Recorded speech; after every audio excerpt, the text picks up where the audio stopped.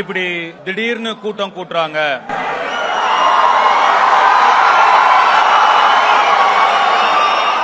கேக்குறாங்க. நம்ம ஏற்கனவே 2019லயே இந்த மாதிரி வெற்றிகரமா ஒரு ரத்த தானம் பண்ணி முடிச்சிருக்கோம். ஆனா இப்ப ஏன் திடீர்னு கூட்டம் கூட்டுறாங்கன்னு கேக்குறாங்கன்னு தெரியல. இது என்ன திடீர்னு கூடின கூட்டமா? 2002ல ஒரு ஒல்லி குச்சி பையனை உங்கள ஒருத்தனா ஏத்துக்கிட்டு என்ன தூக்கி என்ன தாங்கி தோளுக்கு தோல் கொடுத்து என் நல்லது கெட்டதுல என் கூட இருந்து என் வழித்துணையா எனக்கு வழிகாட்டும் தீப்பந்தங்களா யார் வந்தாலும் போனாலும் யார் வாய் என்ன பேசினாலும் நாங்க இருக்கோம் 24 வருஷமா என் கூட நிக்கிற தூண்கள்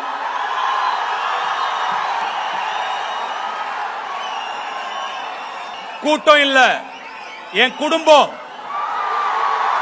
என் அசுர குடும்பம். நம்ம பசங்க இந்த இன்டர்நெட்ல அவதூறு பேசிக்கிட்டு வதந்திகளை பரப்பிக்கிட்டு மேல இருக்கிறவங்களை கீழே இறக்கிக்கிட்டு நெகட்டிவிட்டி ஸ்ப்ரெட் பண்றது, டாக்ஸிட்டி ஸ்ப்ரெட் பண்றது, அந்த மாதிரி பண்ற பசங்க கிடையாது. களத்துல இறங்கி களகற்ற பசங்க, அன்பை பகிர்ற பசங்க, அன்பே சிவம்ங்கிற பாதையில போற பசங்க. நம்ம சொல்லிருக்கோம், அன்பு தராங்களா அன்பையே கொடுப்போம், வெறுப்ப தராங்களா அன்பையே திருப்பி கொடுப்போம். ஜூலை 28ங்கிறது ஒரு சாதாரண நாள், இன்னொரு டேட், இன்னொரு நம்பர், இன்னொரு தேதி, அவ்வளவுதான். ஆனா இப்போ சின்ன வயசுல நம்ம ஸ்கூலுக்கு எல்லாம் போகும்போது யாருக்காவது பர்த்டேனா கலர் ட்ரெஸ்ல வருவாங்க. அங்க இருக்கிற ஸ்டூடெண்ட்ஸ்க்கு எல்லாம் சாக்லேட் கொடுப்பாங்க, டீச்சர்ஸ்க்கு எல்லாம் சாக்லேட் கொடுப்பாங்க. அன்னைக்கு நாளே அவங்க தான் ரொம்ப ஸ்பெஷல் அப்படிங்கிற மாதிரி இருக்கும். நான் ஒரு 3வது 4வது படிக்கிற வரைக்கும் எனக்கு என் பர்த்டே எப்பனே தெரியாது. எங்க வீட்டுல நான் கேட்டதில்ல, அவங்களும் சொன்னதில்ல. ஆனா நம்ம ஸ்கூலுக்கு கிளாஸ்ல கலர் ட்ரெஸ்ல பசங்க வராங்க, அவங்க பர்த்டே கொண்டாடுறாங்க. அதெல்லாம் பார்க்கும்போது நமக்கும் ஒரு ஆசை, இந்த மாதிரி நம்மளும் ஒரு நாள் கலர் ட்ரெஸ்ல வரணும் ஸ்கூலுக்கு அப்படின்னு. நான் என்னோட அக்கா கிட்ட போய் கேட்டேன், என் பர்த்டே எப்போக்கா, எனக்கும் கலர் ட்ரெஸ்ல ஸ்கூலுக்கு போகணும் அப்படின்னு என்னோட ஆசையை அவங்க கிட்ட சொன்னேன். அதுக்கப்புறம் என் அக்கா தான் வீட்டுக்கு போய் எங்க அப்பா கிட்ட பேசி எங்க அம்மா கிட்ட பேசி ஜூலை 28 உன் பர்த்டே. அப்பெல்லாம் பாத்தீங்கன்னா நமக்கு தீபாவளி பொங்கலுக்கு தான் இந்த புது ட்ரெஸ் எல்லாம் எடுப்பாங்க. சோ என் அக்கா எப்படியோ என் அம்மா கிட்ட அப்பா கிட்ட எல்லாம் பேசி ஒரு கலர் ட்ரெஸ் எடுத்து கொடுத்தாங்க. அந்த கலர் ட்ரெஸ் போட்டுக்கிட்டு அப்பெல்லாம் இந்த ஆசை சாக்லேட்னு ஒன்னு வரும், 25 பைசா ஒரு சாக்லேட். அத அவங்க சேர்த்து வச்ச காசெல்லாம் போட்டு அந்த சாக்லேட் வாங்கி கொடுத்து என்ன கலர் ட்ரெஸ்ல ஸ்கூலுக்கு அனுப்புனாங்க. நான் கலர் ட்ரெஸ் போட்டு முதல்ல ஸ்கூலுக்கு போனேன். என் ஃப்ரெண்ட்ஸுக்கு எல்லாம் சாக்லேட் கொடுத்தேன், டீச்சர்ஸ்க்கு எல்லாம் சாக்லேட் கொடுத்தேன். அந்த ஒரு நாள் நான் தான் ஸ்பெஷலா இருந்தேன் அன்னைக்கு ஃபுல்லா. அந்த சந்தோஷத்தை என்னால மறக்கவே முடியாது. அதுக்கப்புறம் அப்படியே நாட்கள் போக போக போக எனக்கு பெருசா பர்த்டேல எல்லாம் ஈடுபாடு இல்லாம போயிருச்சு. என் பர்த்டே நான் கொண்டாட அன்னைக்கு அவ்வளவு பெரிய ஒரு விஷயமா இருந்தது. இன்னைக்கு என் பர்த்டே நீங்க எல்லாம் சேர்ந்து இவ்வளவு பெருசா கொண்டாடுறீங்கிறத பார்க்கும்போது, உங்க பர்த்டே அன்னைக்கு கூட உங்க முகத்துல இவ்வளவு சந்தோஷம் இருக்குமான்னு எனக்கு தெரியல. நான் என்ன புண்ணியம் பண்ணியிருக்கேன், நான் என்ன கைமாறு பண்ண போறேன் எனக்கு சத்தியமா தெரியல. நன்றிங்கிற ஒரு வார்த்தையை தவிர என்னால உங்களுக்கு எதுவும் பெருசா பண்ணிட முடியுமான்னு எனக்கு தெரியல.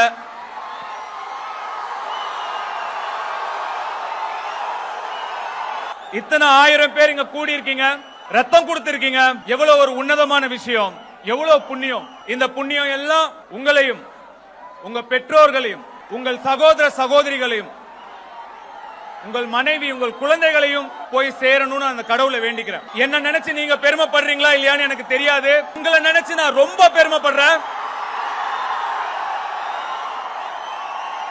My rowdy babies, I love you. I am so proud of you. உங்களுக்கெல்லாம் ஒரு அட்வைஸ் சொல்லணும்னு தோணுது, சொல்லலாமா? கேப்பீங்களா? எனக்கு அந்த உரிமை இருக்கா? நம்ம வாழ்க்கையில நிறைய பிரச்சனை வரும், நிறைய நல்லது கெட்டது வரும். நல்லவங்க யாரு, கெட்டவங்க யாரு, எதிரி யாரு, முதுகுல குத்துறவங்க யாரு தெரியாது. நிறைய மன உளைச்சல் வரும், அன்றாட வாழ்க்கையே மன குழப்பமா இருக்கும். இஎம்ஐ கட்டுறதுல இருந்து பசங்களுக்கு ஸ்கூல் ஃபீஸ் கட்டுற வரைக்கும் எவ்வளவோ பிரச்சனைகள். இந்த பிரச்சனைகள் எல்லாம் எப்படி சமாளிக்கிறது? ஒன்னு மன வலிமை, மனதிடம், இன்னொன்னு உடல் ஆரோக்கியம். உடல் ஆரோக்கியத்துக்கு என்ன பண்ணணும்? ஒர்க் அவுட் பண்ணுங்க, டயட்டா சாப்பிடுங்க, பத்தியமா சாப்பிடுங்க, ஜிம்முக்கு போங்க, போக முடியாதவங்க வாக்கிங் போங்க. இல்லையா சும்மா ஒரு இடத்துல உட்காராதீங்க. வீட்டுல இருக்கிற எல்லா வேலையும் இழுத்து போட்டு செய்யுங்க, அதுவே பெரிய ஒர்க் அவுட் தான். உங்க பசங்களுக்கும் அதையே சொல்லி கொடுங்க, சின்னதுல இருந்தே ட்ரெயின் பண்ணுங்க. வீட்டு சாப்பாடு சாப்பிட வைங்க, ஜங்க் ஃபுட் ஃபாஸ்ட் ஃபுட்ஸ் எல்லாம் சாப்பிட என்கரேஜ் பண்ணாதீங்க. அது எல்லாத்தோட ரொம்ப முக்கியம். நீங்க ஃப்ரீயா இருக்கணுங்கிறதுக்காக குழந்தைங்க கையில மொபைலையோ ஐபேடையோ கொடுக்காதீங்க.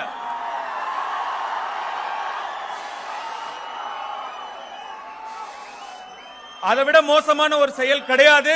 அது அவங்க மூல வளர்ச்சியையே பாதிக்கும். குழந்தைங்களை ஓடி ஆடி விளையாட வைங்க. சரி, இது உடல் ஆரோக்கியத்துக்கு. மனதிடத்துக்கு, மன ஆரோக்கியத்துக்கு தியானம், மெடிடேஷன். இந்த மெடிடேஷனை மட்டும் சாதாரணமா நினைச்சிடாதீங்க. மெடிடேஷனால உங்க வாழ்க்கையே மாத்தி நல்ல வகையா நல்ல வழியில அமைக்கக்கூடிய சக்தி மெடிடேஷன் இருக்கு. ஒரு 10 நிமிஷம், 10 நிமிஷம் உங்க சாமி ரூம்ல உட்காருங்க, கண்ணை மூடுங்க, ஒரு குரல் கேட்கும். அந்த குரல் நல்லது பேசும், கெட்டது பேசும், அசிங்கம் பேசும், அழுக்கு பேசும், என்னென்னவோ பேசும். பேசட்டும், பேச விடுங்க, அதை கண்ட்ரோல் பண்ணாதீங்க. ஒரு சில நாட்கள்ல இல்ல ஒரு சில வாரங்கள்ல இல்ல சில மாதங்கள்ல அந்த குரல் பேசி டயர்டாய் ஓஞ்சிடும். அது ஓஞ்சதுக்கு அப்புறம் ஒரு சைலன்ஸ். அந்த சைலன்ஸ்ல ஒரு குரல் தீர்க்கமா திவ்யமா ஒரு அசரீரி மாதிரி கேட்கும். அந்த குரல் உங்களை அறப்படுத்தும், நெறிப்படுத்தும், ஒழுங்குபடுத்தும், உண்மையா வழியில கொண்டு போகும். நல்லது கெட்டது என்னன்னு உங்களுக்கு சொல்லி கொடுக்கும். நல்லவங்க கெட்டவங்க யாருன்னு உங்களுக்கு காட்டும். உங்க பிரச்சனைகளுக்கான தீர்வுலாம் தானா உங்க மனசுல தோணும். உங்கள் எண்ணங்களை சுத்தம் செய்யும். அப்ப புரியும், எண்ணம் போல் வாழ்க்கை.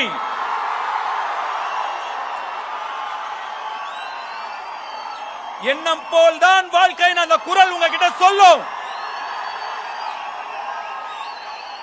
அந்த குரல் தான் கடவுள். அந்த குரலை முதல்ல கேட்க பழகிக்கங்க.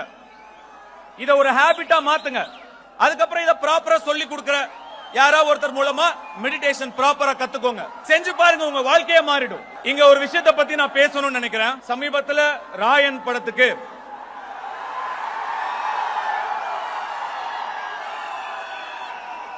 படத்துக்கு தேசிய விருது கிடைச்சது.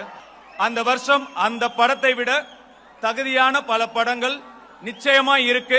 அந்த படங்களுடைய ரசிகர்கள் அதற்கான அதிருப்தியை வெளிப்படுத்தினாங்க. அதை நான் முழுசா மதிக்கிறேன், நிச்சயமா மதிக்கிறேன். இப்ப பாத்தீங்கன்னா அது ஒரு காலம் ரிலீஸ் ஆச்சு. அப்ப நான் சின்ன பையன், நிச்சயமா இந்த படத்துக்கு எனக்கு தேசிய விருது கிடைக்கும்னு சொன்னாங்க. சின்ன பையன் அப்படிங்கறதுனால நானும் ரொம்ப ஆசையா காத்துட்டு இருந்தேன். ஆனா எனக்கு கிடைக்கல. அதுக்கப்புறம்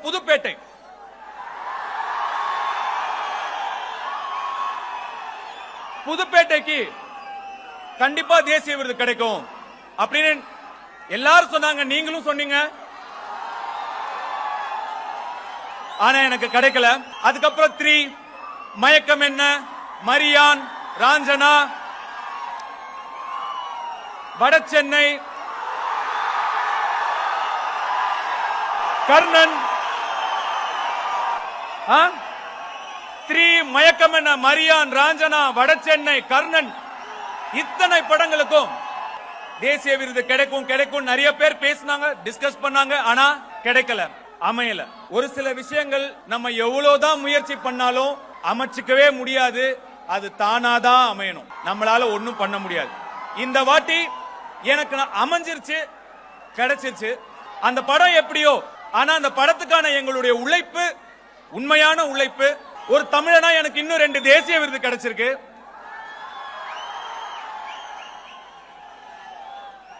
தட்டி விடாதீங்க, தட்டி கொடுங்க.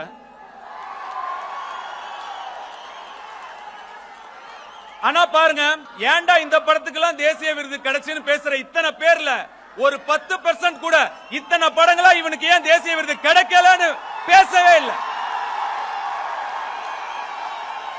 இந்த மாதிரி நேரங்கள்ல நமக்கு கொஞ்சம் மன கஷ்டம் ஏற்படும். இந்த மாதிரி சவால்களை சேலஞ்சஸ் எல்லாம் எப்படி ஃபேஸ் பண்ண போறோம், ஏன் இந்த மாதிரி நமக்கு நடக்குது, அந்த மாதிரி நேரங்கள்ல நமக்கு கொஞ்சம் மனசு தொய்வா இருக்கும். அந்த மாதிரி டைம்ல எல்லாம் நம்மளை சுத்தியே நம்ம இன்ஸ்பிரேஷன் மோட்டிவேஷன் தேடிக்கணும். இப்ப நம்மளுக்குலாம் நம்ம வீட்லயே இன்ஸ்பிரேஷன் இருக்கு. இப்போ லிங்கா சின்ன வயசு இருக்கும்போது அவர் கூட உட்காந்து நான் வீடியோ கேம் விளையாடுவேன். 2 கேம் நான் ஜெயிப்பேன், 1 கேம் அவர் ஜெயிக்க விட்டுருவேன். இப்படியே கொஞ்ச நாள் போகுது. ஒரு நாள் நான் நினைச்சேன் கண்டினியூஸா இன்னைக்கு நம்ம ஜெயிப்போம், அவர் என்ன பண்றாரு பார்க்கலாம் அப்படின்னு சொல்லி அன்னைக்கு ஃபுல்லா நான் ஜெயிச்சுக்கிட்டே இருந்தேன், அவர் தோத்துக்கிட்டே இருந்தாரு. ஒரு டைம்ல எனக்கு டயர்ட் ஆயிடுச்சு. நான் அப்படியே மெதுவா எந்திரிச்சு, போதும்பா நாளைக்கு விளையாடலான்னு, எங்க எந்திரிக்கிறீங்க, உக்காருங்க அப்படின்னாரு. ஏன் அப்படின்னு கேட்டேன். நான் இன்னும் ஜெயிக்கலையே அப்படின்னு அவர் சொன்னாரு. அதை பார்த்த உடனே எவ்வளோ சிக்கல்கள் வந்தாலும், என்ன பிரச்சனை வந்தாலும், என்னென்ன விஷயங்கள் நம்மளை அஃபெக்ட் பண்ணாலும் ஜெயிக்கிற வரைக்கும் மோதி பார்த்துடணும்.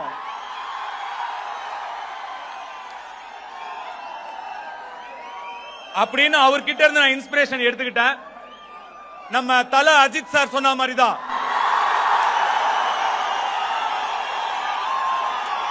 நீயா தோத்துட்டேன்னு ஒத்துக்கிற வரைக்கும் உன்னை யாராலையும் தோக்கடிக்க முடியாது. எங்க Linga baby, if you are bad I am your dot. இங்க இவ்வளவு பேர் ஒண்ணு கூடி இருக்கீங்க, இவ்வளவு பேரால ஒரு இடத்துல கூட முடியுது. அந்த ஒற்றுமைக்கு, அந்த யூனிட்டிக்கு ஒரு பவர் இருக்கு. அந்த பவரை நீங்க பாசிட்டிவான வழியில கொண்டு போகணும். அந்த பவருக்கு நீங்க ஒரு பர்பஸ் கொடுக்கணும். சும்மா சந்திச்சோம், போட்டோ எடுத்தோம், ஆடியோ லான்ச்ல பார்த்தோம், இந்த மாதிரி பிறந்த நாள் அன்னைக்கு பார்த்தோன்னு அப்படியே விட்டுறாம நீங்க எல்லாரும் சேர்ந்து இன்னும் நிறைய நலத்திட்டங்களை செய்யணும். உங்க ஏரியால, உங்க தெருல, உங்க பக்கத்து வீட்டுல, எதிர் வீட்டுல யாருக்கு என்ன தேவைங்கிறத புரிஞ்சு நீங்க எல்லாரும் சேர்ந்து கை கோர்த்தீங்கன்னா உங்களால முடியும். அவங்களுக்கு உங்களால முடிஞ்ச நல்லதை நீங்க கண்டிப்பா பண்ணணும். நான் உங்களை நினைச்சு இன்னும் ரொம்ப பெருமைப்படணும். நீங்க செய்வீங்க நான் நம்புறேன்.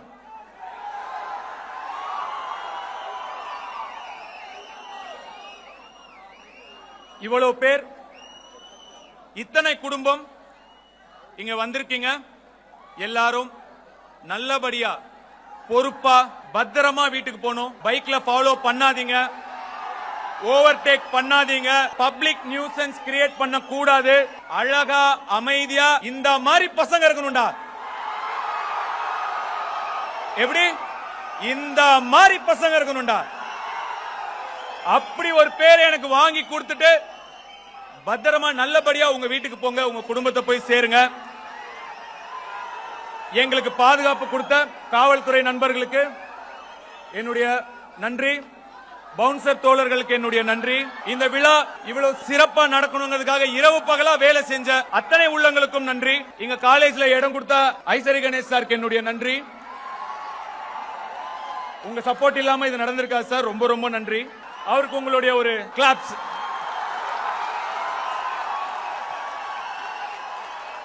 அவர் ₹1 என்ன செலவு பண்ண முழுக்க முழுக்க அவரே செலவு பண்ணி இதெல்லாம் நமக்கு பண்ணி கொடுத்திருக்காரு. இங்க வேலை செஞ்ச டாக்டர்ஸ், நர்சஸ் எல்லாருக்கும் என்னுடைய நன்றி. குறிப்பா என்னுடைய கண்மணி ராஜா சுப்பிரமணியம் சிவா அவர்களுக்கு என்னுடைய மனமார்ந்த நன்றி. உங்களுக்கு எல்லாம் நன்றி சொல்லணுமா? உங்களுக்கு